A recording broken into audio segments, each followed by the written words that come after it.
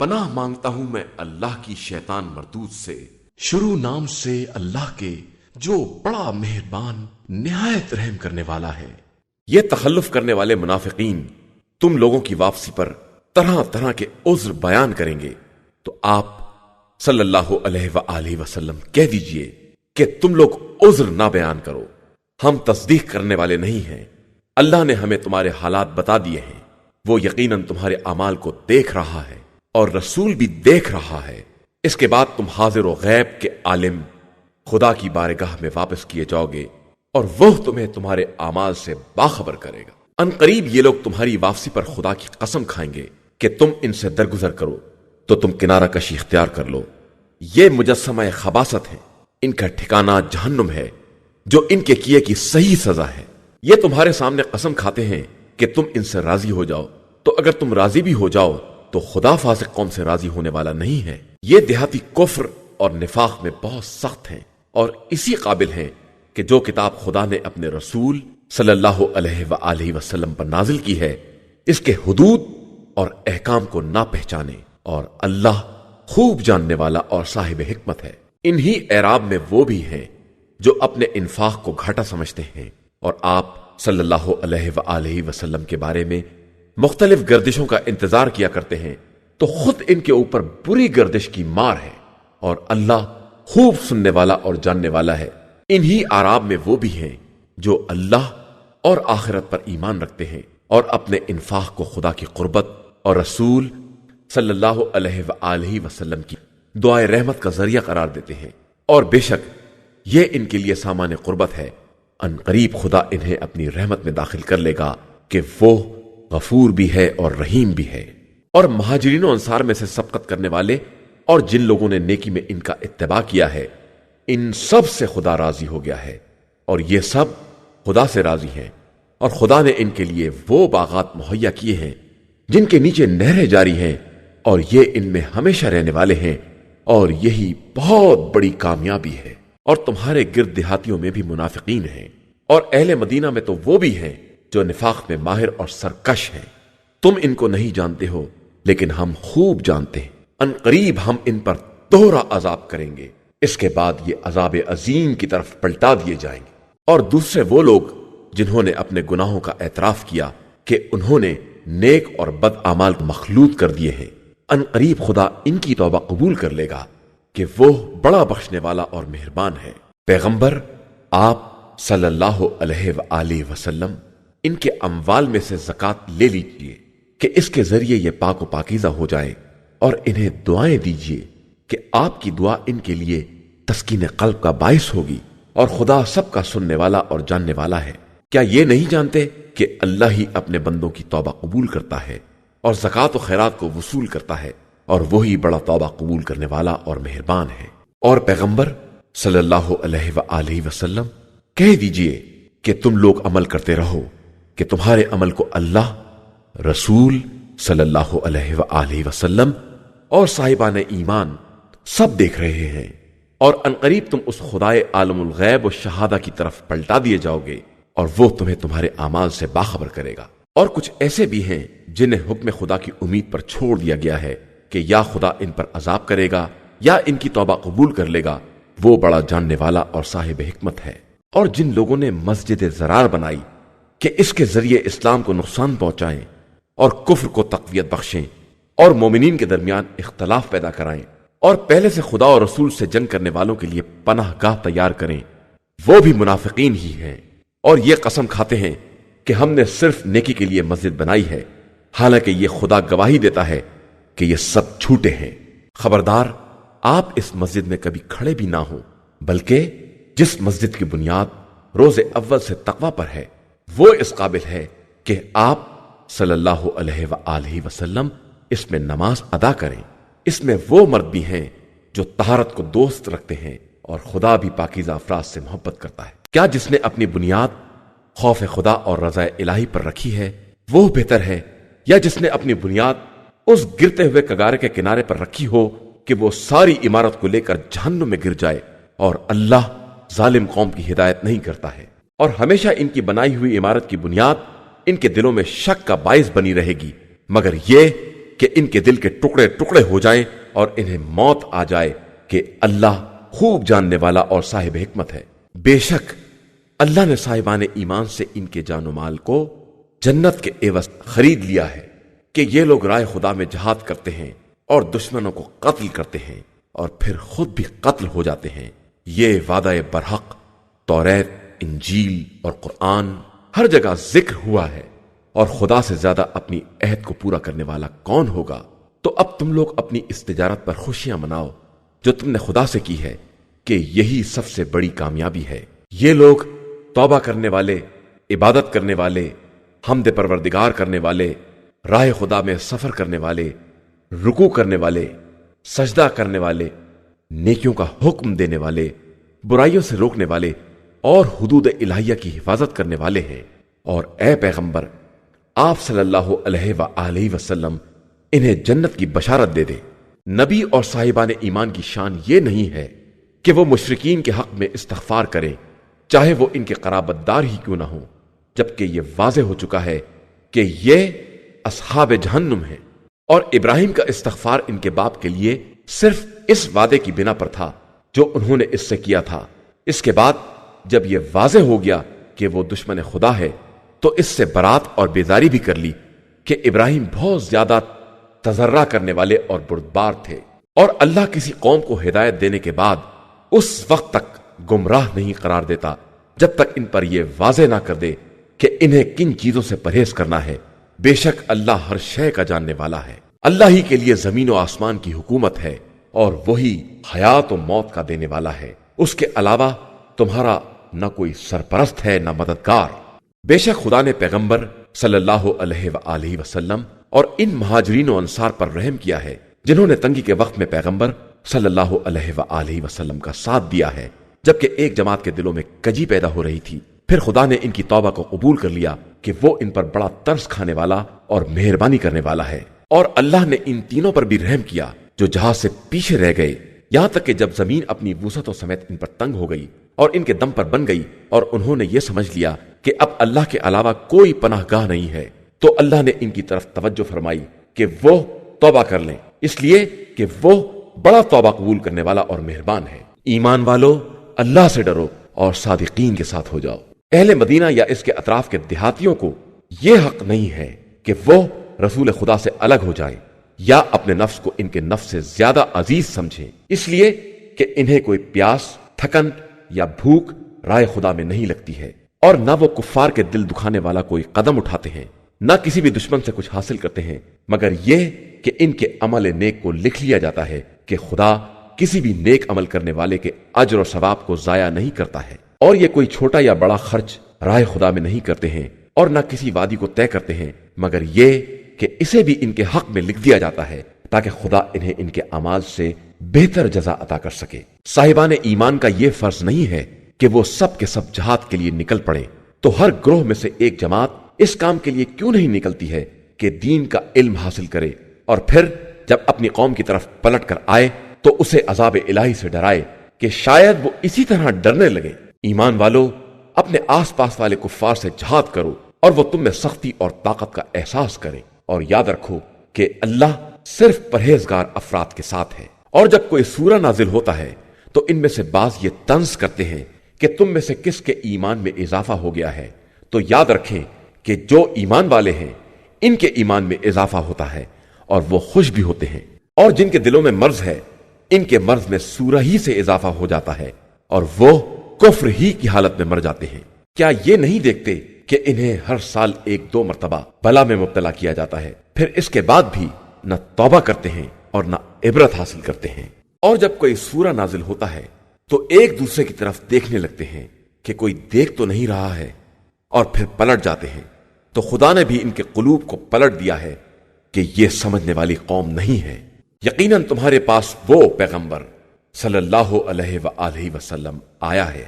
جو تم ہی میں سے ہے، اور اس پر تمہاری ہر مصیبت شاق ہوتی ہے۔ وہ تمہاری ہدایت کے بارے میں حرص رکھتا ہے اور مومنین کے حال پر شفیق اور مہربان ہے۔ اب اس کے بعد بھی یہ لوگ منہ پھیر لیں تو کہہ دیجئے کہ میرے لیے خدا کافی ہے، اس کے علاوہ کوئی خدا نہیں ہے، میرا اعتماد اسی پر ہے اور وہی عرش اعظم کا پروردگار ہے۔ شروع نام سے اللہ کے جو بڑا مہربان نہایت رحم کرنے والا ہے۔ الف لام را، یہ پراس حکمت کتاب کی آیتیں ہیں۔ کیا لوگوں کے لیے یہ بات عجیب ہے کہ انہی میں سے ایک مرد پر ہم یہ وحی نازل کر دیں کہ لوگوں کو عذاب سے ڈراؤ اور صاحبان ایمان کو بشارت دے دو کہ ان کے لیے پروردگار کی بارگاہ میں بلند ترین درجہ ہے، مگر یہ کافر کہتے ہیں کہ یہ کھلا ہوا جادوگر ہے۔ بے شک تمہارا پروردگار وہ ہے جس نے زمین و آسمان کو 6 دنوں میں پیدا کیا ہے، پھر اس کے بعد عرش پر اپنا اقتدار قائم کیا ہے۔ وہ تمام امور کی تدبیر کرنے والا ہے، کوئی اس کی اجازت کے بغیر شفاعت کرنے والا نہیں ہے۔ وہی تمہارا پروردگار ہے اور اسی کی عبادت کرو۔ کیا تمہیں ہوش نہیں آ رہا ہے؟ اسی کی طرف تم سب کی باز گشت ہے۔ یہ خدا کا سچا وعدہ ہے، وہی خلقت کا آغاز کرنے والا ہے اور واپس لے جانے والا ہے، تاکہ ایمان اور نیک عمل کرنے والوں کو عادلانہ جزا دے سکے۔ اور جو کافر ہو گئے ہیں ان کے لیے تو گرم پانی کا مشروب ہے اور ان کے کفر کی بنا پر دردناک عذاب بھی ہے۔ اسی خدا نے آفتاب کو روشنی اور چاند کو نور بنایا ہے، پھر چاند کی منزلیں مقرر کی ہیں تاکہ ان کے ذریعے برسوں کی تعداد اور دوسرے حسابات دریافت کر سکو۔ یہ سب خدا نے صرف حق کے ساتھ پیدا کیا ہے کہ وہ صاحبان علم کے لیے اپنی آیتوں کو تفصیل کے ساتھ بیان کرتا ہے۔ بے شک دن رات کی آمد و رفت اور جو کچھ خدا نے آسمان و زمین میں پیدا کیا ہے، ان سب میں صاحبان تقوی کے لیے اس کی نشانیاں پائی جاتی ہیں۔ یقیناً جو لوگ ہماری ملاقات کی امید نہیں رکھتے ہیں اور زندگانی دنیا پر ہی راضی اور مطمئن ہو گئے ہیں، اور جو لوگ ہماری آیات سے غافل ہیں، یہ سب وہ ہیں جن کے اعمال کی بنا پر ان کا ٹھکانہ جہنم ہے۔ بے شک جو لوگ ایمان لائے اور انہوں نے نیک اعمال کیے، خدا ان کے ایمان کی بنا پر اس منزل کی طرف ان کی رہنمائی کرے گا جہاں نعمتوں کے باغات کے نیچے نہریں جاری ہوں گی۔ وہاں ان کا قول یہ ہوگا کہ خدایا تو پاک اور بے نیاز ہے، اور ان کا تحفہ سلام ہوگا، اور ان کا آخری بیان یہ ہوگا کہ ساری تعریف خدائے رب العالمین کے لیے ہے۔ اگر خدا لوگوں کے لیے برائی میں بھی اتنی ہی جلدی کر دیتا جتنی یہ لوگ بھلائی میں چاہتے ہیں، تو اب تک ان کی مدت کا فیصلہ ہو چکا ہوتا۔ ہم تو اپنی ملاقات کی امید نہ رکھنے والوں کو ان کی سرکشی میں چھوڑ دیتے ہیں کہ یہ یوں ہی ٹھوکریں کھاتے پھریں۔ انسان کو جب کوئی نقصان پہنچتا ہے تو اٹھتے بیٹھتے کروٹیں بدلتے ہم کو پکارتا ہے، اور جب ہم اس نقصان کو دور کر دیتے ہیں تو یوں گزر جاتا ہے جیسے کبھی کسی مصیبت میں ہم کو پکارا ہی نہیں تھا۔ بے شک زیادتی کرنے والوں کے اعمال یوں ہی ان کے سامنے آراستہ کر دیے جاتے ہیں۔ یقیناً ہم نے تم سے پہلے والی امتوں کو ہلاک کر دیا، اور جب انہوں نے ظلم کیا اور ہمارے پیغمبر ہماری نشانیاں لے کر آئے تو وہ ایمان نہ لا سکے۔ ہم اسی طرح مجرم قوم کو سزا دیتے ہیں۔ اس کے بعد ہم نے تم کو روئے زمین پر ان کا جانشین بنا دیا تاکہ دیکھیں کہ اب تم کیسے اعمال کرتے ہو۔ اور جب ان کے سامنے ہماری آیات کی تلاوت کی جاتی ہے تو جن لوگوں کو ہماری ملاقات کی امید نہیں ہے وہ کہتے ہیں کہ اس کے علاوہ کوئی دوسرا قرآن لائیے یا اسی کو بدل دیجئے، تو آپ صلی اللہ علیہ وآلہ وسلم کہہ دیجئے کہ مجھے اپنی طرف سے بدلنے کا کوئی اختیار نہیں ہے، میں تو صرف اس امر کا اتباع کرتا ہوں جس کی میری طرف وحی کی جاتی ہے۔ میں اپنے پروردگار کی نافرمانی کروں تو مجھے ایک بڑے عظیم دن کے عذاب کا خوف ہے۔ آپ صلی اللہ علیہ وآلہ وسلم کہہ دیجئے کہ اگر خدا چاہتا تو میں تمہارے سامنے تلاوت نہ کرتا اور تمہیں اس کی اطلاع بھی نہ کرتا۔ آخر میں اس سے پہلے بھی تمہارے درمیان ایک مدت تک رہ چکا ہوں، تو کیا تمہارے پاس اتنی عقل بھی نہیں ہے؟ اس سے بڑا ظالم کون ہے جو اللہ پر جھوٹا الزام لگائے یا اس کی آیتوں کی تکذیب کرے جبکہ وہ مجرمین کو نجات دینے والا نہیں ہے؟ اور یہ لوگ خدا کو چھوڑ کر ان کی پرستش کرتے ہیں جو نہ نقصان پہنچا سکتے ہیں اور نہ فائدہ، اور یہ لوگ کہتے ہیں کہ یہ خدا کے یہاں ہماری سفارش کرنے والے ہیں۔ تو آپ صلی اللہ علیہ وآلہ وسلم کہہ دیجئے کہ تم تو خدا کو اس بات کی اطلاع کر رہے ہو جس کا علم اسے آسمان و زمین میں کہیں نہیں ہے۔ وہ پاک و پاکیزہ ہے اور ان کے شرک سے بلند و برتر ہے۔ سارے انسان فطرتاً ایک امت تھے، پھر سب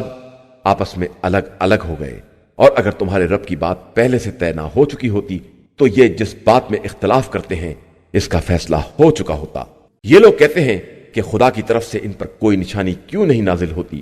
تو آپ صلی اللہ علیہ وآلہ وسلم کہہ دیجئے کہ تمام غیب کا اختیار پروردگار کو ہے،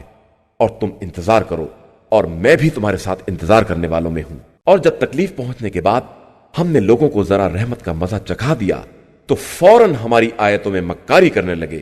تو آپ صلی اللہ علیہ وآلہ وسلم کہہ دیجئے کہ خدا تم سے تیز تر تدبیریں کرنے والا ہے، اور ہمارے نمائندے تمہارے مکر کو برابر لکھ رہے ہیں۔ وہ خدا وہ ہے جو تمہیں خشکی اور سمندر میں سیر کراتا ہے،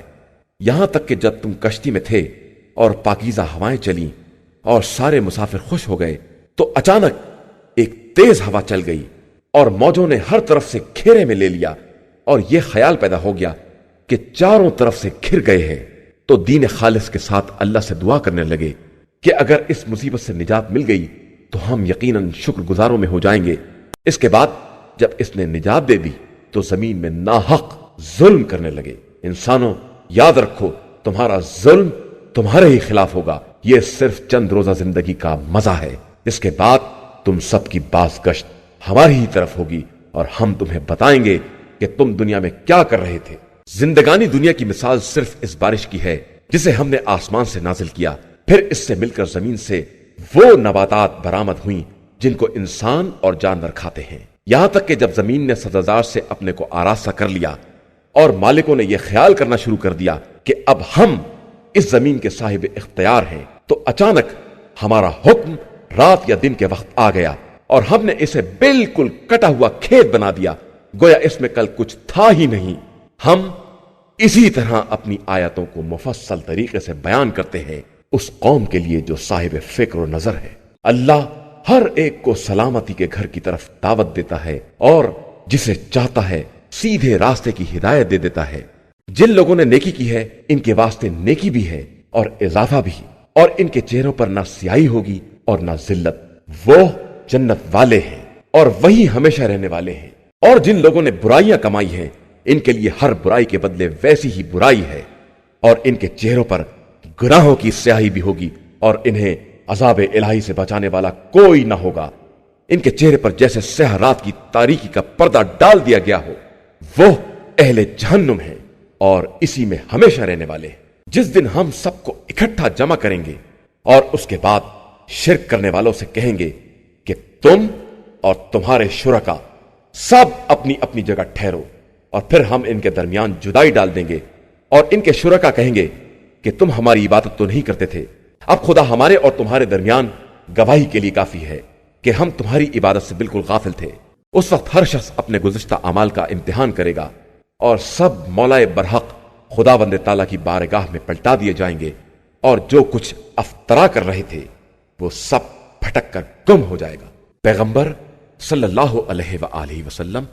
ذرا ان سے پوچھئے کون رزق دیتا ہے، اور کون تمہاری سماعت و بصارت کا مالک ہے، اور کون مردہ سے زندہ اور زندہ سے مردہ کو نکالتا ہے، اور کون سارے امور کی تدبیر کرتا ہے،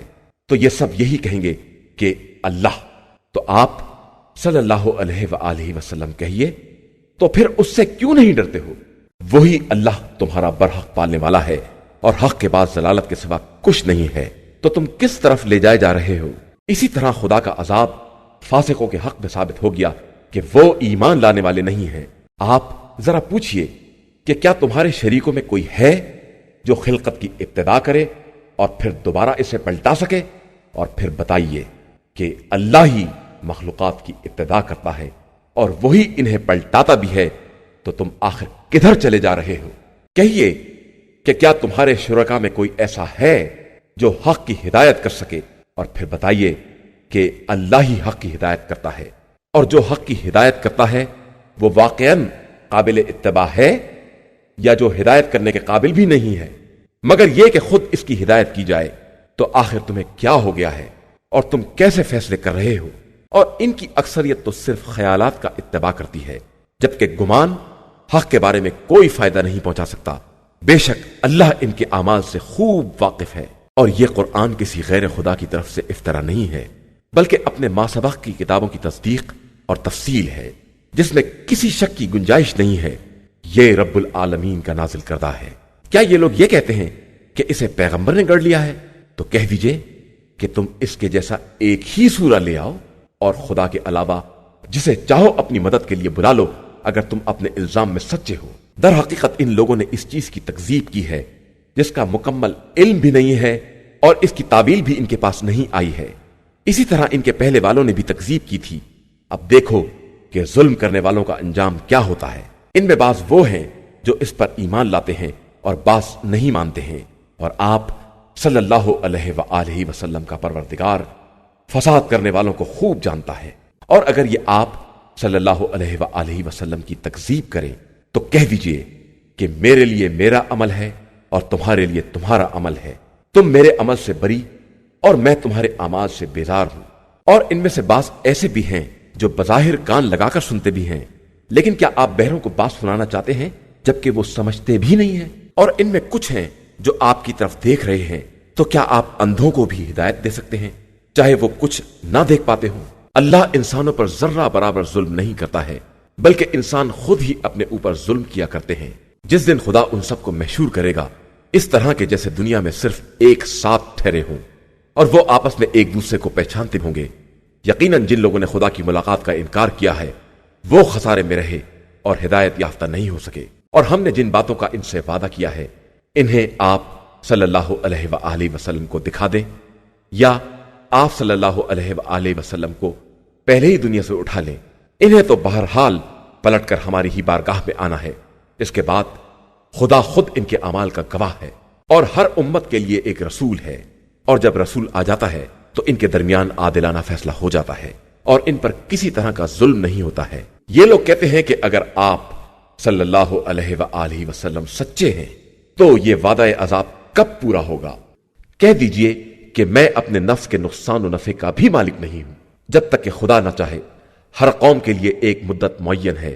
جس سے ایک ساتھ کی بھی نہ تاخیر ہو سکتی ہے اور نہ تقدیم۔ کہہ دیجئے کہ تمہارا کیا خیال ہے اگر اس کا عذاب رات کے وقت یا دن میں آ جائے تو تم کیا کرو گے؟ آخر یہ مجرمین کس بات کی جلدی کر رہے ہیں؟ تو کیا تم عذاب کے نازل ہونے کے بعد ایمان لاؤ گے؟ اور کیا اب ایمان لاؤ گے جبکہ تم عذاب کی جلدی مچائے ہوئے تھے؟ اس کے بعد ظالمین سے کہا جائے گا کہ اب ہمیشگی کا مزہ چکھو۔ کیا تمہارے اعمال کے علاوہ کسی اور چیز کا بدلہ دیا جائے گا؟ یہ آپ صلی اللہ علیہ وآلہ وسلم سے دریافت کرتے ہیں کہ کیا یہ عذاب برحق ہے؟ تو فرما دیجئے کہ ہاں بے شک برحق ہے، اور تم خدا کو عاجز نہیں بنا سکتے۔ اگر ہر ظلم کرنے والے نفس کو ساری زمین کے خزینے مل جائیں تو وہ اس دن کے عذاب کے بدلے دے دے گا، اور عذاب کے دیکھنے کے بعد اندر اندر نادم بھی ہوگا، لیکن ان کے درمیان انصاف کے ساتھ فیصلہ کر دیا جائے گا اور ان پر کسی طرح کا ظلم نہ کیا جائے گا۔ یاد رکھو کہ خدا ہی کے لیے زمین و آسمان کے کل خزانے ہیں، اور آگاہ ہو جاؤ کہ خدا کا وعدہ برحق ہے، اگرچہ لوگوں کی اکثریت نہیں سمجھتی ہے۔ وہی خدا حیات و موت کا دینے والا ہے، اور اسی کی طرف تم سب کو پلٹا کر لے جایا جائے گا۔ ایھا الناس، تمہارے پاس پروردگار کی طرف سے نصیحت اور دلوں کی شفا کا سامان اور ہدایت اور صاحبان ایمان کے لیے رحمت قرآن آ چکا ہے۔ پیغمبر صلی اللہ علیہ وآلہ وسلم کہہ دیجئے کہ یہ قرآن فضل و رحمت خدا کا نتیجہ ہے، لہذا انہیں اس پر خوش ہونا چاہیے کہ یہ ان کے جمع کیے ہوئے اموال سے کہیں زیادہ بہتر ہے۔ آپ صلی اللہ علیہ وآلہ وسلم کہہ دیجئے کہ خدا نے تمہارے لیے رزق نازل کیا تو تم نے اس میں بھی حلال و حرام بنانا شروع کر دیا، تو کیا خدا نے تمہیں اس کی اجازت دی ہے یا تم خدا پر افترا کر رہے ہو؟ اور جو لوگ خدا پر جھوٹا الزام لگاتے ہیں ان کا روز قیامت کے بارے میں کیا خیال ہے؟ اللہ انسانوں پر فضل کرنے والا ہے لیکن ان کی اکثریت شکر کرنے والی نہیں ہے۔ اور پیغمبر آپ صلی اللہ علیہ وآلہ وسلم کسی حال میں رہیں اور قرآن کے کسی حصے کی تلاوت کریں، اور اے لوگوں تم کوئی عمل کرو، ہم تم سب کے گواہ ہوتے ہیں۔ جب بھی کوئی عمل کرتے ہو اور تمہارے پروردگار سے زمین و آسمان کا کوئی ذرہ دور نہیں ہے، اور کوئی شے ذرے سے بڑی یا چھوٹی ایسی نہیں ہے جسے ہم نے اپنی کھلی کتاب میں جمع نہ کر دیا ہو۔ آگاہ ہو جاؤ کہ اولیاء خدا پر نہ خوف طاری ہوتا ہے اور نہ وہ محزون اور رنجیدہ ہوتے ہیں۔ یہ وہ لوگ ہیں جو ایمان لائے اور خدا سے ڈرتے ہیں۔ ان کے لیے زندگانی دنیا اور آخرت دونوں مقامات پر بشارت اور خوشخبری ہے، اور کلمات خدا میں کوئی تبدیلی نہیں ہو سکتی ہے اور یہی در حقیقت عظیم کامیابی ہے۔ پیغمبر آپ صلی اللہ علیہ وآلہ وسلم ان کی باتوں سے رنجیدہ نہ ہو۔ عزت سب کی سب صرف اللہ کے لیے ہے، وہی سب کچھ سننے والا ہے اور جاننے والا ہے۔ آگاہ ہو جاؤ کہ اللہ ہی کے لیے زمین و آسمان کی ساری مخلوقات اور کائنات ہے، اور جو لوگ خدا کو چھوڑ کر دوسرے شریکوں کو پکارتے ہیں یہ صرف اپنے خیالات کا اتباع کرتے ہیں، اور یہ صرف اندازوں پر زندگی گزار رہے ہیں۔ وہ خدا وہ ہے جس نے تمہارے لیے رات بنائی ہے تاکہ اس میں سکون حاصل کر سکو، اور دن کو روشنی کا ذریعہ بنایا ہے، اور اس میں بھی بات سننے والی قوم کے لیے نشانیاں پائی جاتی ہیں۔ یہ لوگ کہتے ہیں کہ اللہ نے اپنا کوئی بیٹا بنایا ہے، حالانکہ وہ پاک و بے نیاز ہے، اور اس کے لیے زمین و آسمان کی ساری کائنات ہے۔ تمہارے پاس تو تمہاری بات کی کوئی دلیل بھی نہیں ہے۔ کیا تم لوگ خدا پر وہ الزام لگاتے ہو جس کا تمہیں علم بھی نہیں ہے؟ پیغمبر آپ صلی اللہ علیہ وآلہ وسلم کہہ دیجئے کہ جو لوگ خدا پر جھوٹا الزام لگاتے ہیں وہ کبھی کامیاب نہیں ہو سکتے۔ اس دنیا میں تھوڑا سا آرام ہے، اس کے بعد سب کی بازگشت ہماری ہی طرف ہے۔ اس کے بعد ہم ان کے کفر کی بنا پر انہیں شدید عذاب کا مزہ چکھائیں گے۔ آپ صلی اللہ علیہ وآلہ وسلم ان کفار کے سامنے نوح کا واقعہ بیان کریں کہ انہوں نے اپنی قوم سے کہا کہ اگر تمہارے لیے میرا قیام اور آیات الہیہ کا یاد دلانا سخت ہے تو میرا اعتماد اللہ پر ہے۔ تم بھی اپنا ارادہ پختہ کر لو اور اپنے شریکوں کو بلا لو، اور تمہاری کوئی بات تمہارے اوپر مخفی بھی نہ رہے، پھر جو جی چاہے کر گزرو اور مجھے کسی طرح کی مہلت نہ دو۔ پھر اگر تم انحراف کرو گے تو میں تم سے کوئی اجر بھی نہیں چاہتا ہوں، میرا اجر تو صرف اللہ کے ذمے ہے، اور مجھے حکم دیا گیا ہے کہ میں اس کے اطاعت گزاروں میں شامل رہوں۔ پھر قوم نے ان کی تکذیب کی تو ہم نے نوح اور ان کے ساتھیوں کو کشتی میں نجات دے دی اور انہیں زمین کا وارث بنا دیا، اور اپنی آیات کی تکذیب کرنے والوں کو ڈبو دیا۔ تو اب دیکھیے کہ جن کو ڈرایا جاتا ہے ان کے نہ ماننے کا انجام کیا ہوتا ہے۔ اس کے بعد ہم نے مختلف رسول ان کی قوموں کی طرف بھیجے، اور وہ ان کے پاس کھلی ہوئی نشانیاں لے کر آئے، لیکن وہ لوگ پہلے کے انکار کرنے کی بنا پر ان کی تصدیق نہ کر سکے، اور ہم اسی طرح ظالموں کے دل پر مہر لگا دیتے ہیں۔ پھر ہم نے ان رسولوں کے بعد فرعون اور اس کی جماعت کی طرف موسیٰ اور ہارون کو اپنی نشانیاں دے کر بھیجا، تو ان لوگوں نے بھی انکار کر دیا، اور وہ سب بھی مجرم لوگ تھے۔ پھر جب موسیٰ ان کے پاس ہماری طرف سے حق لے کر آئے تو انہوں نے کہا کہ یہ تو کھلا ہوا جادو ہے۔ موسیٰ نے جواب دیا کہ تم لوگ حق کے آنے کے بعد اسے جادو کہہ رہے ہو، کیا یہ تمہارے نزدیک جادو ہے؟ جبکہ جادوگر کبھی کامیاب نہیں ہوتے۔ ان لوگوں نے کہا کہ تم یہ پیغام اس لیے لائے ہو کہ ہمیں باپ دادا کے راستے سے منحرف کر دو، اور تم دونوں کو زمین میں حکومت و اقتدار مل جائے، اور ہم ہرگز تمہاری بات ماننے والے نہیں ہیں۔ اور فرعون نے کہا کہ تمام ہوشیار ماہر جادوگروں کو میرے پاس حاضر کرو۔ پھر جب جادوگر آ گئے تو موسیٰ نے ان سے کہا جو کچھ پھینکنا چاہتے ہو پھینکو۔ پھر جب ان لوگوں نے رسیوں کو ڈال دیا تو موسیٰ نے کہا جو کچھ تم لے آئے ہو یہ جادو ہے، اور اللہ اس کو بیکار کر دے گا۔ وہ مفسدین کے عمل کو درست نہیں ہونے دیتا ہے، اور اپنے کلمات کے ذریعے حق کو ثابت کر دیتا ہے، چاہے مجرمین کو کتنا ہی برا کیوں نہ لگے۔ پھر بھی موسیٰ پر ایمان نہ لائے مگر ان کی قوم کی ایک نسل، اور وہ بھی فرعون اور اس کی جماعت کے خوف کے ساتھ کہ کہیں وہ کسی آزمائش میں نہ مبتلا کر دے، کہ فرعون بہت اونچا ہے اور وہ اسراف اور زیادتی کرنے والا بھی ہے۔ اور موسیٰ نے اپنی قوم سے کہا کہ اگر تم واقعاً اللہ پر ایمان لائے ہو تو اسی پر بھروسہ کرو، اگر واقعاً اس کے اطاعت گزار بندے ہو۔ تو ان لوگوں نے کہا کہ بے شک ہم نے خدا پر بھروسہ کیا ہے، خدایا ہمیں ظالموں کے فتنوں اور آزمائشوں کا مرکز نہ قرار دینا، اور اپنی رحمت کے ذریعے کافر قوم کے شر سے محفوظ رکھنا۔ اور ہم نے موسیٰ اور ان کے بھائی کی طرف وحی کی کہ اپنی قوم کے لیے مصر میں گھر بناؤ، اور اپنے گھروں کو قبلہ قرار دو، اور نماز قائم کرو، اور مومنین کو بشارت دے دو۔ اور موسیٰ نے کہا کہ پروردگار تو نے فرعون اور اس کے ساتھیوں کو زندگانی دنیا میں اموال عطا کیے ہیں، خدایا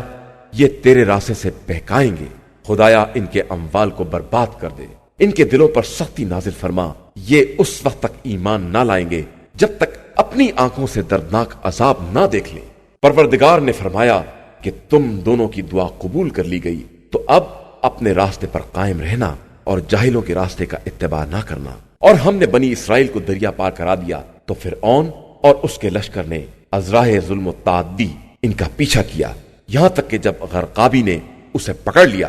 تو اس نے آواز دی کہ میں اس خدائے وحدہ لا شریک پر ایمان لے آیا ہوں جس پر بنی اسرائیل ایمان لائے ہیں، اور میں اطاعت گزاروں میں ہوں۔ تو آواز آئی کہ اب جبکہ تو پہلے نافرمانی کر چکا ہے اور تیرا شمار مفسدوں میں ہو چکا ہے، خیر آج ہم تیرے بدن کو بچا لیتے ہیں تاکہ تو اپنے بعد والوں کے لیے نشانی بن جائے، اگرچہ بہت سے لوگ ہماری نشانیوں سے غافل ہی رہتے ہیں، اور ہم نے بنی اسرائیل کو بہترین منزل عطا کی ہے اور انہیں پاکیزہ رزق عطا کیا ہے، تو ان لوگوں نے آپس میں اختلاف نہیں کیا یہاں تک کہ ان کے پاس توریت آ گئی، تو اب خدا ان کے درمیان روز قیامت ان کے اختلافات کا فیصلہ کر دے گا۔ اب اگر تم کو اس میں شک ہے جو ہم نے نازل کیا ہے تو ان لوگوں سے پوچھو جو اس کے پہلے کتاب توریت و انجیل پڑھتے رہے ہیں، یقیناً تمہارے پروردگار کی طرف سے حق آ چکا ہے، تو اب تم شک کرنے والوں میں شامل نہ ہو اور ان لوگوں میں نہ ہو جاؤ جنہوں نے آیات الہیہ کی تکذیب کی ہے کہ اس طرح خسارہ والوں میں شمار ہو جاؤ گے۔ بے شک جن لوگوں پر کلمہ عذاب الہی ثابت ہو چکا ہے وہ ہرگز ایمان لانے والے نہیں ہیں، چاہے ان کے پاس تمام نشانیاں کیوں نہ آ جائیں، جب تک اپنی آنکھوں سے دردناک عذاب نہ دیکھ لیں گے۔ بس کوئی بستی ایسی کیوں نہیں ہے جو ایمان لے آئے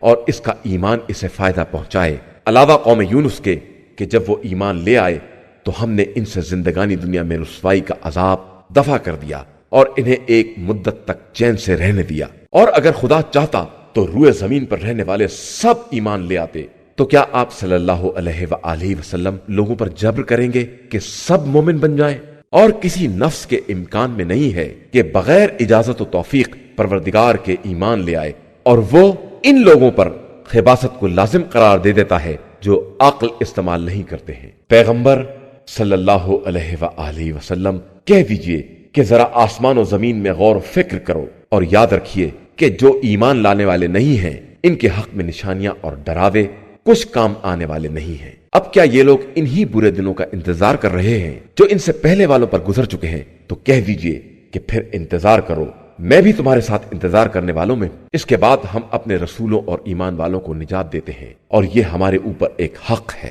کہ ہم صاحبان ایمان کو نجات دلائیں۔ پیغمبر آپ صلی اللہ علیہ وآلہ وسلم کہہ دیجئے کہ اگر تم لوگوں کو میرے دین میں شک ہے تو میں ان کی پرستش نہیں کر سکتا جنہیں تم لوگ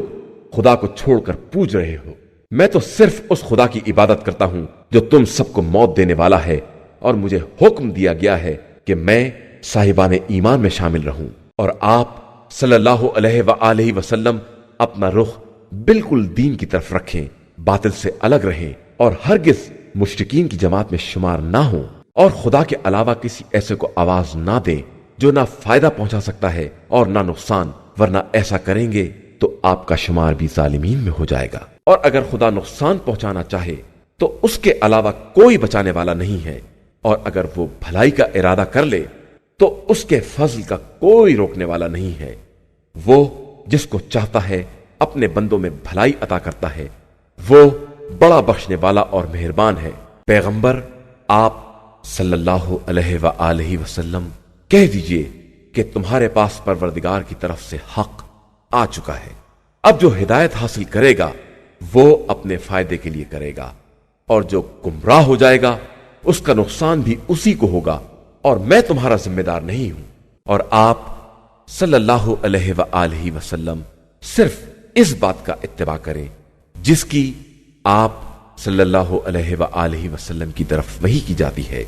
اور صبر کرتے رہیں یہاں تک کہ خدا کوئی فیصلہ کر دے، اور وہ بہترین فیصلہ کرنے والا ہے۔ شروع نام سے اللہ کے جو بڑا مہربان نہایت رحم کرنے والا ہے۔ الف لام را، یہ وہ کتاب ہے جس کی آیتیں محکم بنائی گئی ہیں اور ایک صاحب علم و حکمت کی طرف سے تفصیل کے ساتھ بیان کی گئی ہیں کہ اللہ کے علاوہ کسی کی عبادت نہ کرو، میں اسی کی طرف سے ڈرانے والا اور بشارت دینے والا ہوں، اور اپنے رب سے استغفار کرو، پھر اس کی طرف متوجہ ہو جاؤ،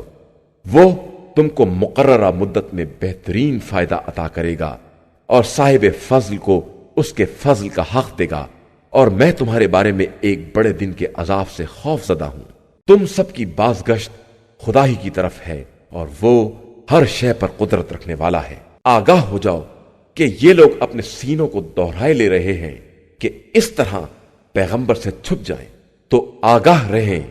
کہ یہ جب اپنے کپڑوں کو خوب لپیٹ لیتے ہیں تو اس وقت بھی وہ ان کے ظاہر و باطن دونوں کو جانتا ہے کہ وہ تمام سینوں کے رازوں کا جاننے والا ہے۔ لهديناه السبيل إما شاكرا